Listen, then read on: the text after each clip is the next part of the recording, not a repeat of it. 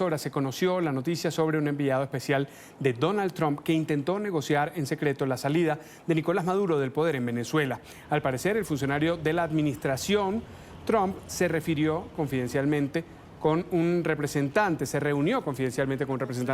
del régimen de Nicolás Maduro en Ciudad de México. Eso ocurrió en septiembre. El encuentro tenía como fin la salida pacífica del poder de quien ostenta el poder ejecutivo en el territorio venezolano. Las conversaciones no tuvieron éxito y hasta ahora se conoce de esa información. Y si llega el día de la salida de Nicolás Maduro del poder, ¿cómo sería el plan para la reconstrucción de Venezuela? Un estudio que se conoció en Washington en los últimos días refleja el futuro del país tras el fin de la era Maduro. Mientras los estadounidenses ya comenzaron a votar por correo y las miradas del mundo están puestas en lo que puede suceder el 3 de noviembre, en Washington se analiza de manera minuciosa el futuro también de Venezuela. Esto lo asegura Paul Angelo, quien lideró el Consejo para las Relaciones Internacionales en un profundo estudio titulado El día después en Venezuela. Y precisamente Paul Angelo nos acompaña, miembro latinoamericano del Consejo de Relaciones Exteriores. Gracias por atendernos. Buena tarde. Buenas tardes, Carlos. Muchas gracias por la invitación. ¿Cómo lo pintaría usted? Quizás le parezca extraña la pregunta, pero ¿cómo podríamos ver ese día? ¿Cómo sería el amanecer de una Venezuela en ese momento, en ese contexto? Bueno, lo que todos sabemos es que en este momento Venezuela está atravesando una triple crisis, pues la económica, la política, la humanitaria. Los últimos 7 años hemos visto una contracción del 70% en el país, que la reconstrucción económica del país se va a demorar muchas décadas. Y con todas las nacionalizaciones y controles fiscales centralizados que se han aplicado a través del chavismo, es básicamente empezar de cero. En lo político, o sea, tenemos el estancamiento con dos gobiernos reconocidos a nivel internacional, y la salida de esa crisis política siempre va a tener que ser una política o una salida pacífica, basada en las negociaciones. Pero a pesar de eso, si aún llegamos a una salida pacífica de la crisis política, vamos a encontrar una sociedad bastante polarizada. Y por fin, pues como bien saben, en Colombia hay más de 5 millones de refugiados venezolanos a nivel mundial y unos 7 o 8 millones desplazados internos en el país. La crisis humanitaria en Venezuela es la segunda más grande del mundo después de la de Siria, y hoy en día en Venezuela un 96% de la población vive en la pobreza. Entonces, el día después en Venezuela va a ser pues un día de mucho trabajo, y básicamente yo creo que la reconstrucción en Venezuela va a depender muchísimo de la influencia y la colaboración de muchas instituciones internacionales y la activa participación de los vecinos de Venezuela, especialmente Colombia. Se ha dicho desde Venezuela que la solución a la crisis la tienen los venezolanos y que deben hacer y se debe materializar a propósito de la acción de los ciudadanos venezolanos dentro del país. Pero yo quisiera plantearle este escenario. Hay una visión que usted plantea, el día después de Venezuela, es decir, cuando Maduro ya no esté. Pero hay un plan, en primera instancia, ¿cree usted, para que eso ocurra materialmente o prácticamente? ¿Y qué se puede hacer ese día después? ¿Hay un plan para ello también? Bueno, yo creo que los distintos grupos interesados, la oposición venezolana, que en este momento todavía tiene el mandato sobre la legislatura del país, tiene un plan que se llama el Plan País, y son pues programas de acción para los primeros días después de una transición y la salida de Maduro del país. Yo creo que también los organismos internacionales también se están programando para un día después, incluso el gobierno de los Estados Unidos. Pero todavía no sabemos cómo vamos a hacer para llegar a ese día, o sea, cómo vamos a salir de la crisis política en la cual se encuentra Venezuela en este momento. Gracias a la extracción de oro, el narcotráfico, los nexos que tiene Maduro con otros países que le dan cierta impunidad, como Rusia o China o Irán. Maduro se ha podido mantener el poder a pesar de pues, un régimen de sanciones económicas asfixiantes impuestas por los Estados Unidos. Y yo creo que bajo esas circunstancias, o sea, lo único que se puede hacer, dado la extrema pobreza en la que se encuentra la mayoría de los venezolanos y la falta de poder que tienen para movilizarse, sobre todo con el trasfondo de una pandemia del COVID, yo creo que la única salida sería llegar a la mesa de negociaciones y ahí hay un elemento, Paul. Hay un elemento ahí que ya lo habías mencionado al principio de la respuesta y yo quiero quedarme con él, y es la salida del poder, en ese caso, de Nicolás Maduro, tendría que representar la salida del escenario político e incluso de la geografía venezolana, es decir, esa búsqueda tiene que ser sin Maduro en la escena.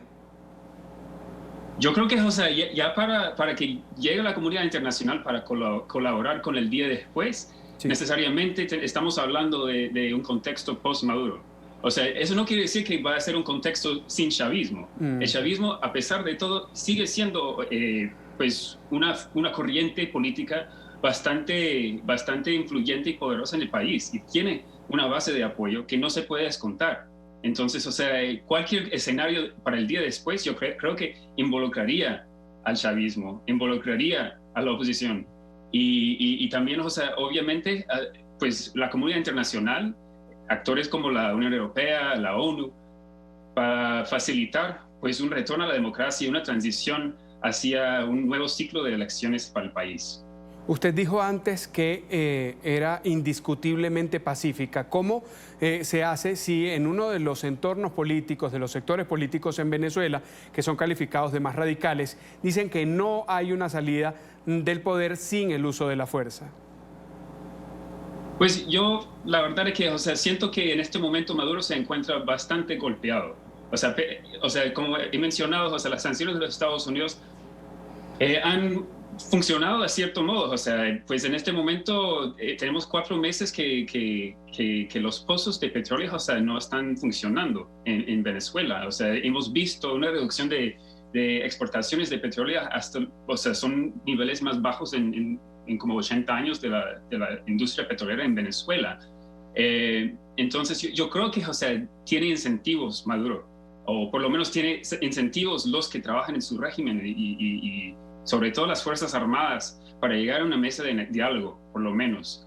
Pero entonces yo creo que sí, la salida pacífica sí es posible, pero sí va a depender de que los Estados Unidos, la Unión Europea y la comunidad internacional se pongan de acuerdo en cuál va a ser la estrategia. Yo creo que eso ha sido una de las grandes debilidades de la estrategia del gobierno Trump en ese sentido.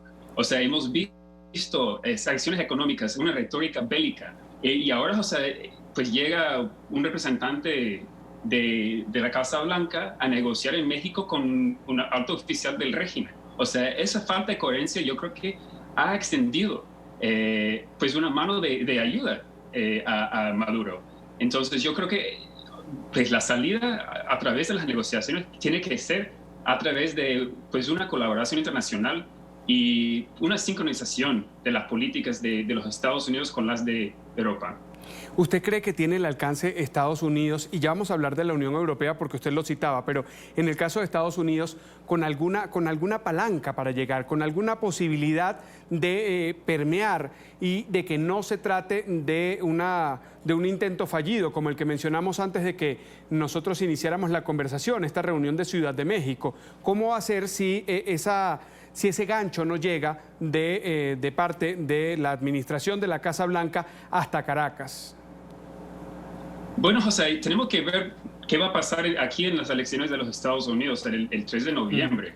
Si vemos un cambio de gobierno aquí en los Estados Unidos, yo creo que pues, podemos ver en cierto modo, o sea, un diferente o pues una política distinta a lo que hemos visto hasta ahora. Por lo menos una política un poco mejor coordinada con nuestros aliados y amigos internacionales. Yo creo que el vicepresidente Biden, por ejemplo, tiene una carrera en la cual ha trabajado en conjunto con aliados y amigos y yo creo que Europa hasta ahora ha sido muy reacia a las sanciones y a aliarse con el gobierno Trump por las consecuencias humanitarias, pero también por la retórica anti-alianza que ha manejado el presidente Trump hasta ahora.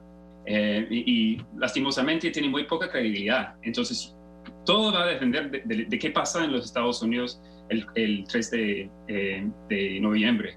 Yo le hablaba Para de la ver Unión. si realmente tenemos distintas opciones para el 2021. Sí, yo le hablaba de la Unión Europea y usted lo ha dicho también, no hay una posición tan firme como la de Estados Unidos, pero es que estamos hablando de una comunidad en la que 27 estados que lo conforman tienen que acordar algo. En el Parlamento Europeo se han tomado algunas medidas, sí, se han tomado algunas decisiones, sí hay algunas acciones directas para el entorno cercano de Nicolás Maduro, pero por ejemplo se dan acciones como la del representante para los asuntos exteriores, Josep Borrell, que en cierta forma, y criticado por los mismos europarlamentarios, ha legitimado, le ha dado oxígeno al régimen de Maduro, y aunque finalmente no va a ir como observador a la elección de diciembre, pues en definitiva se ha sentado a reconocer a Maduro como la autoridad y no con el mismo peso al gobierno interino de Guaidó, por ejemplo.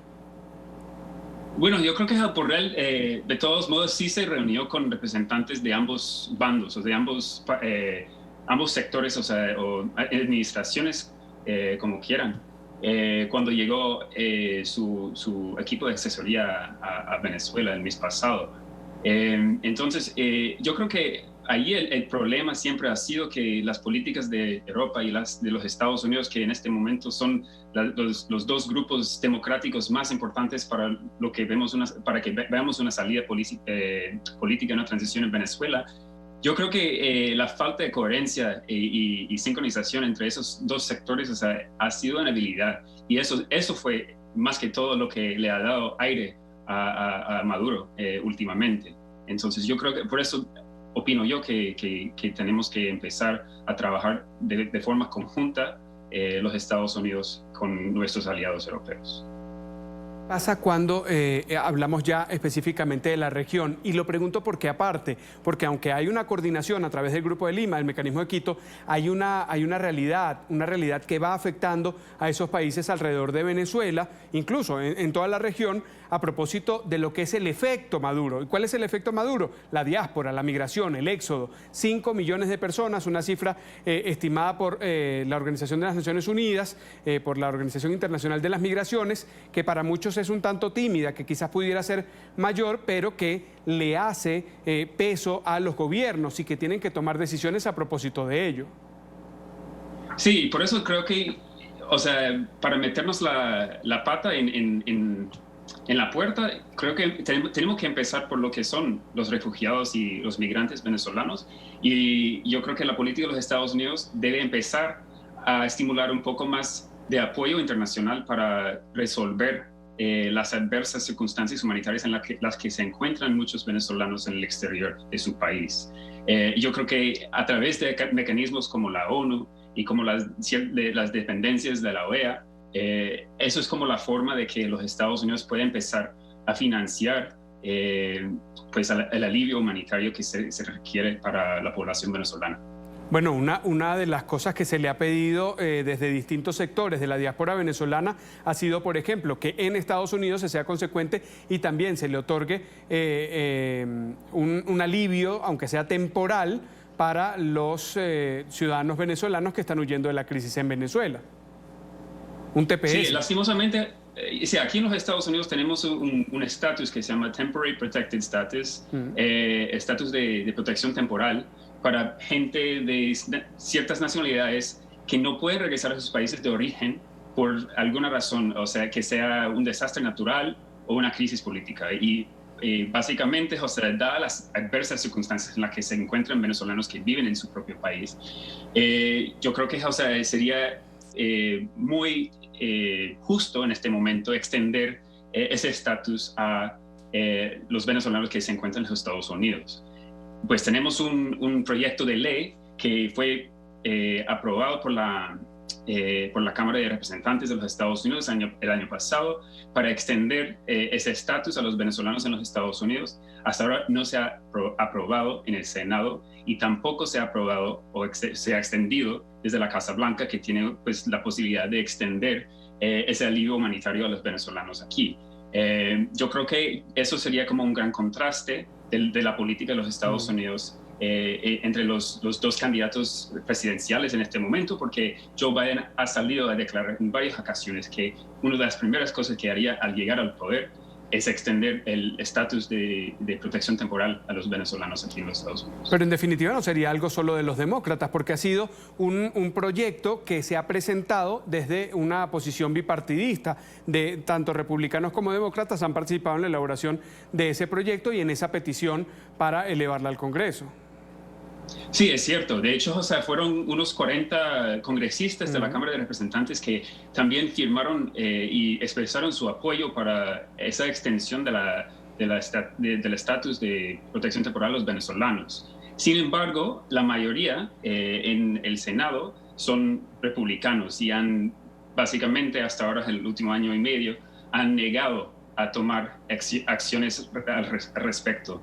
Sobre todo porque va en contra de lo que ha sido una política migratoria bastante cerrada y bastante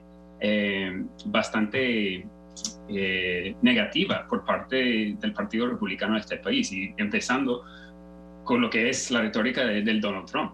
Entonces yo creo que es por eso que el apoyo por parte del Partido Republicano en este momento para hacer tal acción para los venezolanos no se va a ver sino hasta el 2021 si tenemos un cambio político en este país.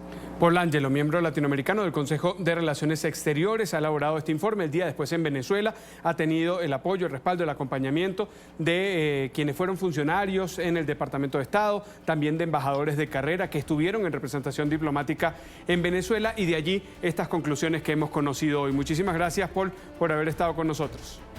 Muchas gracias, Carlos. Hasta la